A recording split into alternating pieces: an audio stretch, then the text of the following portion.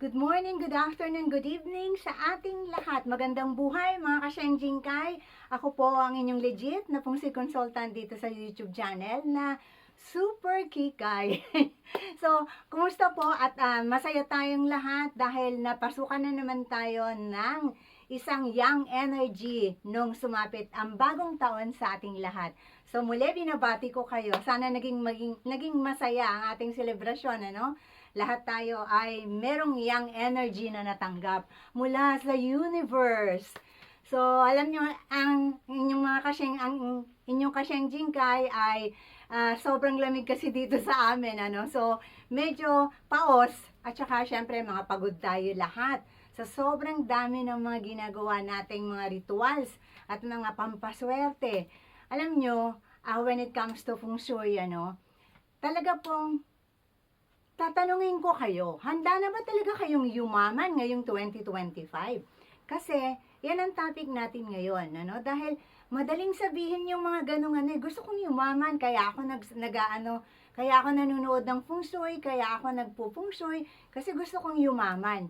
Pero handa ka na ba talagang yumaman?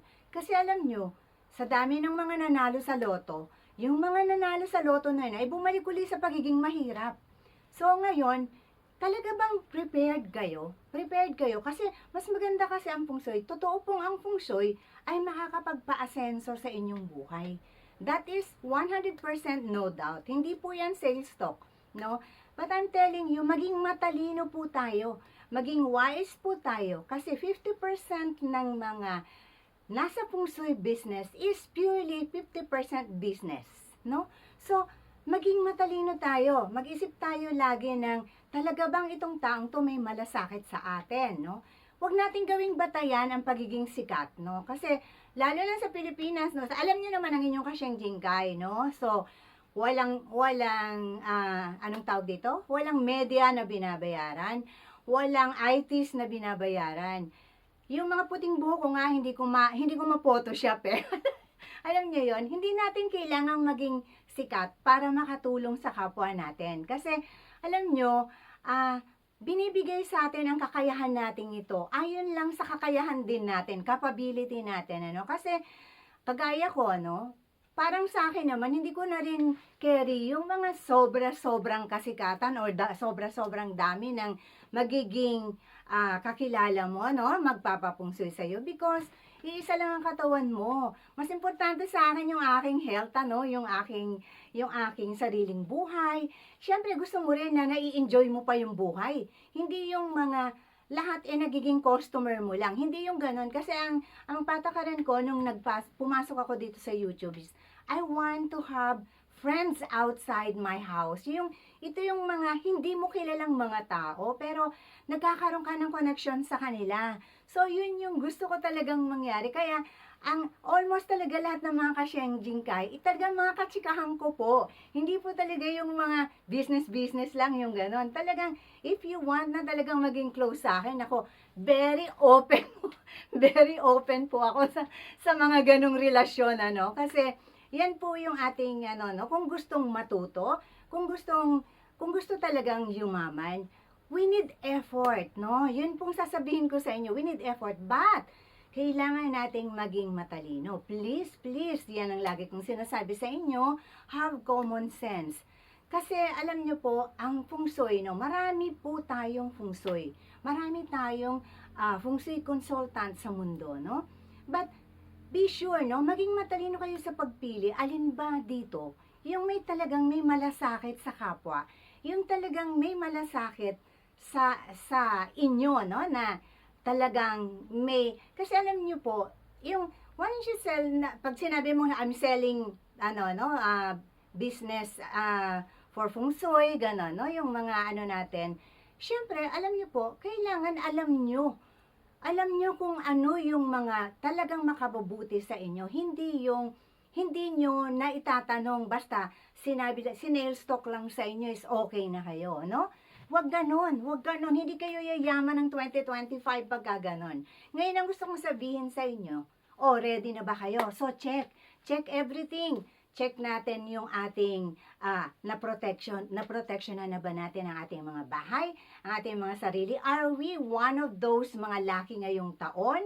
Or tayo yung medyo makikipagsuntukan sa taon? Yung mga ganon, ano? Kailangan lagi kayong aware sa ganon. So, kung nakabili kayo ng libro ko, I'm sure you already know, ano? So, ito po ang ating, available po ang ating mga books sa mga taong interested, no? Sa mga gusto talaga ng guidelines, no? At yung simplest form ng feng shui. Hindi po yung very complicated na parang manghuhula na lang din kayo na ano kaya ang ibig sabihin nito, ano yun. Sa book ko po ay naipapaliwanag ko ang lahat. And then, talaga pong hands-on ako na kayo po ay paliwanagan ng tamang feng shui, no? So, ayan po ang ating Kashenjin Kai, ano? Hindi, may puso with the heart, ika nga. Alam nyo, makakapagpatunay po yan ng ating mga Kashenjin Kai sa buong mundo, no? So, yan po, hindi man po ako ganun kasikat. Tayo po ay ano lang, no? Kalma lang. Sakto lang tayo. Kasi, hindi naman ako bibigyan ni Lord ng napakalaking ganyang crowd kung hindi kakayanin ng aking katawan. Siyempre, no? Ang katawan natin, iisa lang, no? Yung pera, hindi mo yan may sasama pag nawala ka sa mundo. Kaya kailangan, sakto lang tayo. At saka, ang mga friendship, ang special natin sa ating friendship. Ngayon, isa ka ba? Are you one of those mga animal signs na ngayong 2025 ay talagang posibleng magsimula na ang pag-angat sa buhay? So, yung mga yan, yung mga signs na yan, ay nandito rin sa ating books. Ngayon, yung mga gustong makipag-boxing naman, no? Siyempre tayo, laban lang, di ba? Lalo ng Pilipinas. Siyempre, iisipin mo lagi, ang dami-daming mga no? Huwag tayo magpapaniwala lahat sa media. Kasi may bayad po ang media, no? Yung mga binabayaran yan. Ganon din ang ITs, no? Yung mga, siyempre, kailangan, maraming views ito, or wag nating pagbatayan sa ganon, no? Pwede nyong busisiin lahat, ang dami, kasi alam nyo, masusuya na nga kayo sa dami ng Feng Shui channel ngayon, ano? Pero, that is free. Nasa sa inyo lahat yun, ano? Choices natin lahat yun, kung sino yung gusto natin panoorin. So, ganun ang sinasabi ko sa inyo. Maging wise lang lagi. Tingnan yung mabuti. Sino ba yung may totoong malasakit? Yung talagang may pakialam. Yung talagang sa inyo, bilang individual. Bilang individual, may pakialam sa inyo. Meron talagang malasakit na ganito yung dapat. At merong mga suggestion sa inyo na hindi nyo kailangang bilhin lagi. No? Kasi may mga tao na, ay bibili na lang ako ng ito, bibili ako ng ganito. Hindi po lahat ng binibili nyo sa feng shui ay cure or makakapagpayaman sa inyo sa feng shui. Hindi po. Sasabihin ko po sa inyo yan honestly, with all honesty. Alam niyo naman po ang Shenjin Kai nyo. Pag pangit talaga. So, yun po, maging wise tayo. So, ngayon, check natin. Alam na ba natin? Aware na ba tayo? Are we protected na ba sa ating mga, kung hindi tayo yung mga isa doon sa mga papaangat na ngayong starting ng 2025. So itong mga papaangat na ito, no, na ang kanilang luck ay papaakyat na is itong dragon, itong snake. Ito, nag-uumpisa sila, but you know that the dragon and the snake is medyo conflict pa rin ngayong 2025, but then nag-start na po sila ng step paakyat sa kanilang pag-asenso, no? So, yun sana yung mga magaganda ninyo talagang maitatap. At saka wag naman po kayong tanong ng tanong sa akin na lang ng mga walang katuturan ninyong mga no? Kunyari, hindi po yun yung mga, sinasabi ko po sa inyo, when kung pag mag-inquire kayo, no?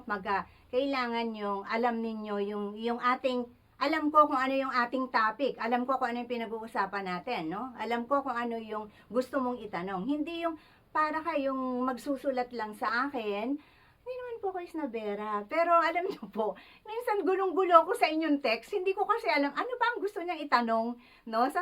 Minsan sa sobrang haba. But then yun nga sinasabi ko sa inyo, yung snake and dragon, yan yung mga paumpisa na sila ng pag-angat, ano? And then, syempre nandyan din ngayon yung nag-i-stay pa rin ang monkey at saka ang sheep ay nasa parang huling biyahe, ano? So, be sure na maitap ninyo, ano, ang inyong lock. Tapos, ito naman ang, ano din, ang rabbit, medyo meron pa siyang few, although may 3 killings din ngayon ang rabbit ng 2025, ano? Pero, yun nga, meron pa rin siyang natitirang lock na yung pwede niyang i-grab, may chance pa rin siya talaga na makaangat, no?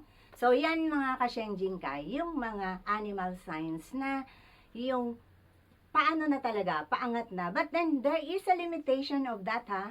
Talagang yung mga yan, hindi gano'n na continuous, nasa sayo na yon, no? So, kaya nga kailangan natin lagi na continuous tayo sa pag, no? Sa pag, yung ating superimposing ng feng shui natin, kailangan talaga, alam din natin na hindi yung wag na lang kaya, yung wala tayong, hindi pwede yung urong-sulong sa feng shui. Alam nyo po, kung sinasabi ko nga bang, ready ka bang yumaman? Kasi, if you say ready kang yumaman, pag sinabi sa yung tumulay ka sa alambre, tutulay ka sa alambre pagka ready kang yumaman talaga, no? So, yung mga ganon, dahil naikwento ko sa inyo noon yan, no?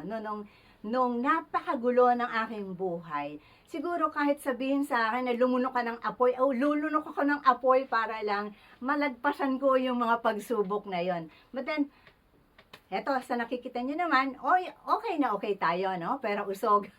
Alam nyo po, so, sa ganito nga yung sinasabi ko sa inyo, wag nating pagbatayan ang lahat ng akala natin dahil sinasabi nga sa kasabihan natin sa lumano, hindi lahat ng kumikinang ay ginto. So, meron tayong dapat matalinong pag-iisip.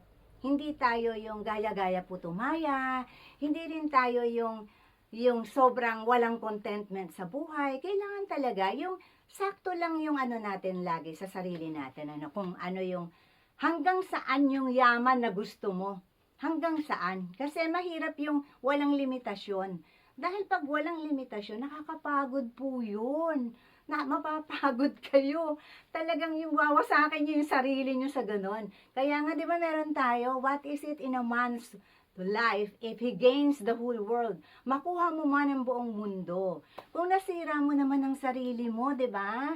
Kaya dapat, yun nga, yun ang yun ang aking advice sa inyong lahat, no? Kung ready kayo, mag-effort, i-check ninyo lagi talaga yung inyong mga kapalaran at saka talagang hindi tayo yung basta sinabi ganito, huwag tayong maniwala sa sabi-sabi lang, ano? Talagang kailangan ninyong busisiin, kailangan talagang alamin ninyo sa sarili nyo mismo na ito ba ay may pag-asa ba talaga ako or wala, no? So, wag tayong mag-judge sa mga sa mga kasi yan nga ang sinasabi ko sa inyo. Sa yung ating mga kasasabi, "Uy, alam mo, ganito maganda sa feng shui, maganda." So, kailangan isipin niyo lagi yung sakto sa akin, fit, no? Everything kasi, kung ang kaldero hindi kasya yung kanyang takip, 'di ba? Hindi siya maluluto ng maayos. So, ganun lang 'yon, yung ating example. So, mga ka-Shenjinkai, yan yung sinasabi natin na ang pagyaman, kailangan pagsikapan, no? Kahit na nananalo sa loto ang mga tao, within wala pang 1 year, bumabalik uli sila sa pagiging mahirap. Alam niyo yun? Ganun kasi talaga kabilis yun. Kapag minsan hindi natin alam kung papanong, hindi tayo ready. Alam niyo yun? Gusto lang natin, gusto kong yumaman, but we're not ready. Alam niyo yun? May feelings na ganun. Kailangan handa ka talaga kapag dumating sa akin yung ganitong panahon. Kailangan ganito yung gagawin ko. But hindi rin kayo pwedeng magplano na, kasi yayaman ako, ganito yung gano'n. Hindi rin po pwede yung gano'n. Basta, pagka dumating sa inyo, nangarap kayo ng ganito, kailangan yung pagsumikapan, kailangan yung pahalagahan. Yun yung gusto kong sabihin sa inyo lahat, no? Ngayong 2025 na, magbago na tayo. Yung mga pangit natin, tapo na. Alam niyo yung picture ko, yung last video ko, tinamad na kayo lahat manood kasi nagbasa na lang kayo ng libro, 'di ba? Pero okay lang kasi alam mo nun, gusto ko rin lang talagang bumati sa lahat kasi pagod na pagod rin ako during that time. Tapos, ngayon, parang ko na rin sa inyo sa yan ang ating ang mga pagyaman. Ngayon, chinek mo na ba? Naayos mo na ba ang penmanship mo? Naayos mo na ba the way you represent yourself, no? Kailangan maayos ka bang manamit? Maayos ka bang sa bahay, no? Hindi ka ba burara? Or, alam niyo na yung mga step by step na sinabi ko sa inyo, no? Naka-state lahat sa ating libro kung ano yung ating mga dapat paghandaan. So, kung may pangit tayong mga buwan, ano ba ang mga dapat nating gawin? Ano ang mga dapat nating isuot? Yan yung mga kailangan well-prepared tayo. Hindi tayo pupunta ng gera ng walang dalang armas. Yan ang paano kang pupunta ng gera kung wala kang dalang armas? So, kailangan talaga laging may armas. Kung alam mo na pangit, yun nga sabi ko lagi sa inyo, mag-makeup na agad. So, yun, ngayon mga ka-Shenjinkai, dahil magba-Valentine's, syempre, alam nyo, hindi lahat ng taong nag-PM sa akin is about money, no? Hindi lahat sa pagyaman. Alam nyo, may mga ka-Shenjinkai tayo na lonely din, meron silang problema sa love life. So, yun nga ang inaano ko rin na, yung sa mga couples, alam nyo kasi, mas madaling ipungsoy ang problema ng mag-asawa hanggat magkasama pa. Kasi lagi tayong ganito, yung focus natin talaga, kailangan masenso kami, kailangan yumaman kami. Alam nyo yung pagyaman, nakakasira ng relasyon yan. Nakakasira ng relasyon. Kung iisipin yung mabuti yan, pag masyado na kayong nakafocus sa yaman, pag masyado na kayong nakafocus sa inyong pera, sa paglago ng pera, na hindi nyo na, nababypass nyo na yung relationship, yung asawa. Although, kapag wala kayong pera, nakakasira din naman talaga ng relationship, Ay sinasabi ng mama ko nung araw, nung nabubuhay siya, love flies at the window when hunger comes, no? So, pero, yung sa atin kasi, pansinin nyo yung mga talagang may mga kaya din, 'di ba? Kasi puro work na lang, puro work na lang. So, nawawala na yung passion nila ng pagmamahalan sa isa't isa. Ngayon magba-Valentine's, 'di ba? So, parang sad naman, 'di ba, kapag ganon. Ngayon, yung sa atin, hanggang dahil nga yumaman kayo. So, ng babae si mister. Marami na kasi kayong pera So, sasabihin ni Mr. Bakit pa ako magtsatsaga dito meron namang mga mas bata sa kanya, meron namang mas kaya ko namang magbayad, kaya ko namang mag-provide, di ba? Yung mga ganon. So, kailangan din talaga, sinasabi ko nga na yung relationship ninyo at yung financial ninyo is dapat balance lang yan. Balance lang yan. Tingnan nyo yung cutics ko, balance din yun. Kabila meron, kabila Sabi ko sa inyo, sobrang busy ng life. Hindi mo na magagawa lahat ng gusto mong gawin. So, yun balansehin natin. Huwag yung puro pera.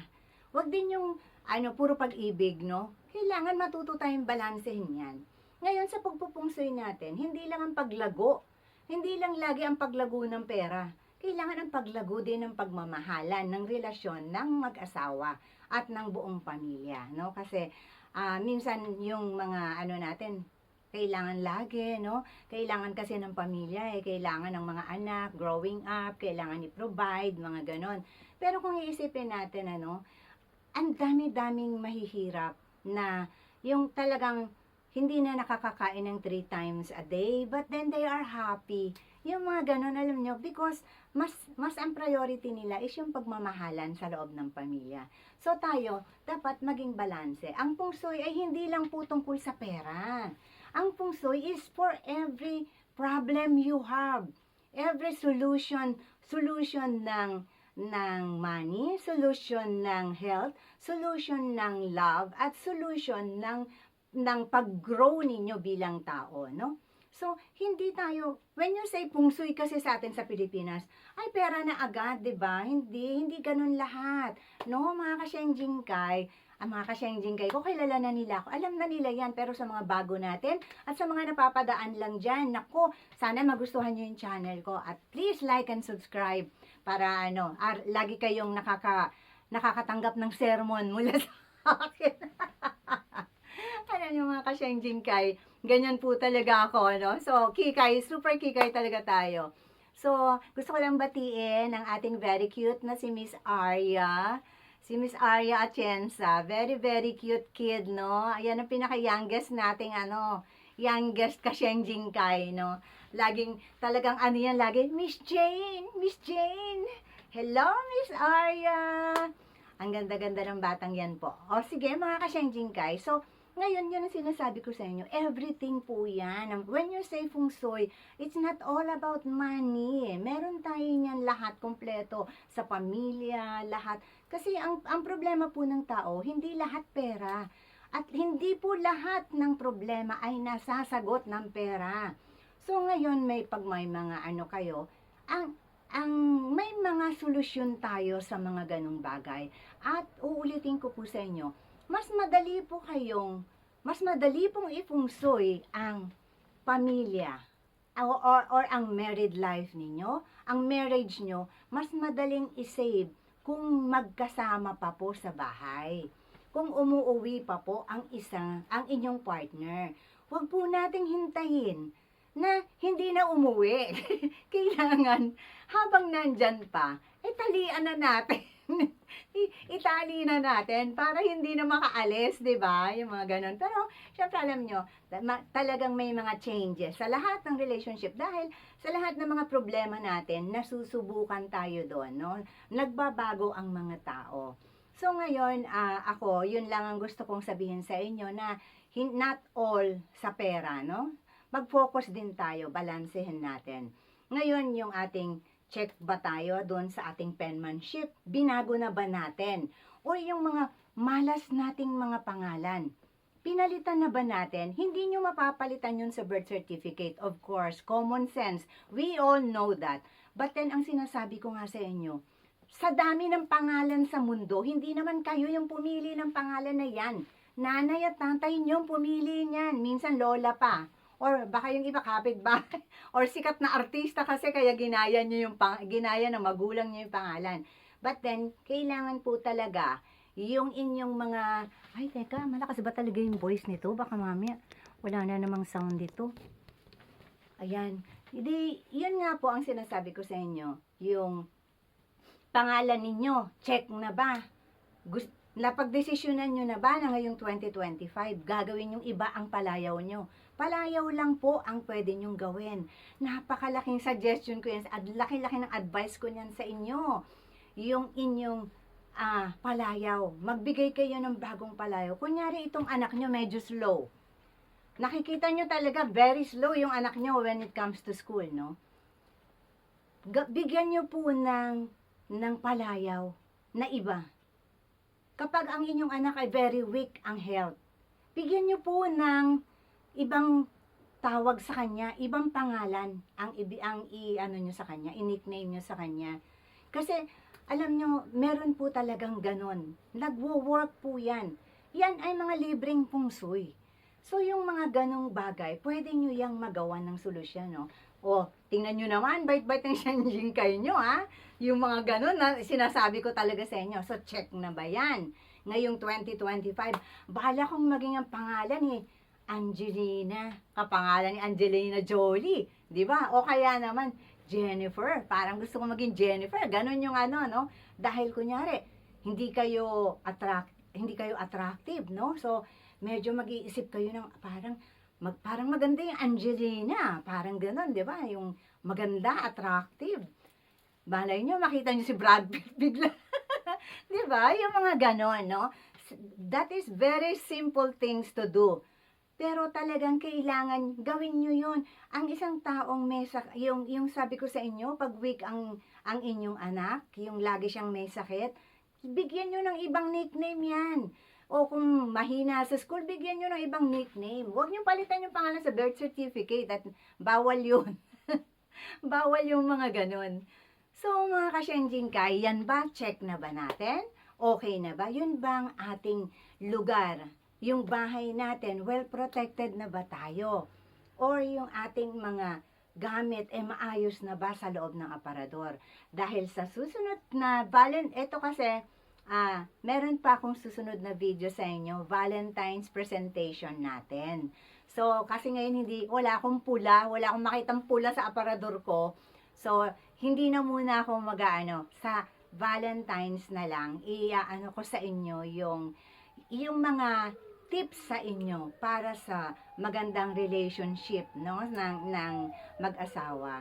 Pero, isipin nyo rin po lagi ha, kailangan alam nyo, kunyari, kung kayo ay argumentative ba or ang bedroom nyo ba ay argumentative. Like ngayong taon, bedroom po namin ni husband ay napansin ko lang po, nung isang araw ko lang napansin na nasa north at northwest po yung aming bedroom ni husband.